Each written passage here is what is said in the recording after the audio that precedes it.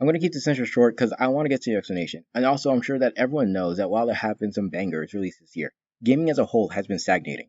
This video aims to explain the main reason why, and also why it won't ever change. Feel free to include your thoughts in the comment section below. Okay, let's get into it. The creation of a video game is akin to the creation of a menu item at a restaurant. Store the word restaurant in your head for later. There are a lot of different groups involved in the creation of the final product, and each group has their own interests and constraints. However, each group typically has to make a compromise. In game development, the groups are as follows: the customers who want to play the best game, the devs who want to make the best game, the company that nowadays simply wants to make the most amount of money with the least amount of investment and effort, and finally, the shareholders who want to make the most significant return from their investment in the shortest amount of time.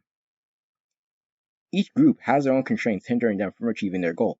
Customers may be prevented from playing the best game by not hearing about the game, not having enough money to buy the game, not trying it out, not having the time to play it, not having the time to progress enough in it, etc.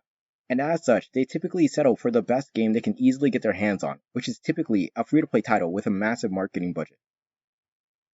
Devs have constraints too, as they may want to spend decades ensuring that their product is perfect, but they aren't allowed to, as the company typically sets deadlines for them. While a lot of the time those deadlines aren't reasonable, the idea of having deadlines is a good thing. They may also want to add things like a shooting portion to Animal Crossing, but the customers wouldn't want that, and as such, that too would not be allowed. The company is prevented from producing low effort products, not only by the fact that the people won't buy their games anymore, but also because their competition will simply take customers away from them if they dare to do so. On top of all that, they'll also meet resistance from the leads of the dev teams, as the devs typically don't want their reputations to be tarnished, so that the company can make an easy buck. And the devs typically can't be fired simply because they are resisting a change, as they were brought on the project because of their talented expertise. Think about it: if you hire a 5-star Michelin head chef, you're not going to fire them just because they're resisting the idea of putting bones in the restaurant's lasagna. This is one of the reasons why the original Overwatch dev team was able to keep their jobs for a pretty long time, despite clashing with the higher-ups on topics like battle passes and paywalling heroes. The shareholders are constrained by reality, as while it would be great to get a 1000% return on investment, that isn't realistic in most cases, and as such, they have to settle for the best deal available to them. This system has a bit of checks and balances and allows for the creation of quality games, but it actually breaks if the customer makes it clear that they are willing to pay for anything. If the diners in a restaurant say that they're willing to pay for slop, then the owner can see that as a green light to produce slop. And if the head chef resists, they can actually be shown the door now, as the owner doesn't need a 5-star Michelin head chef anymore. They can probably get by with the busboy being the head chef. The moment slop becomes an acceptable product, hiring becomes more about finding yes men and yes women than hiring and nurturing talented individuals.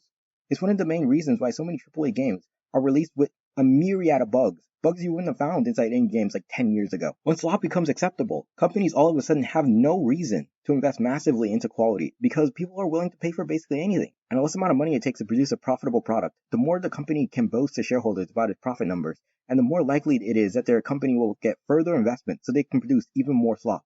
To put it simply, the big AAA companies have a stranglehold on mainstream games, in large part because of the investment point mentioned before.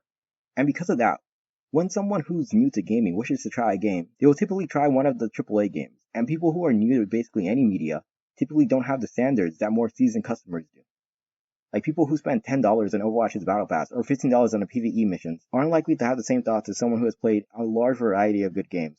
Thoughts like, why wouldn't I just spend my money on a really good indie game instead? Honestly, I don't see this really getting any better, as companies are really incentivized to make mid products, as not only would these products cost less than good products, but if they pollute enough of the market to become the standard, which they have, then new gamers become accustomed to mid products, like how mobile gamers have become accustomed to energy systems. Then even after they become seasoned gamers, they will think that the aspects found in those mid products are actually good, like how people think that the resin system in Genshin is actually beneficial for the players. Remember to subscribe. That's it for now. Peace.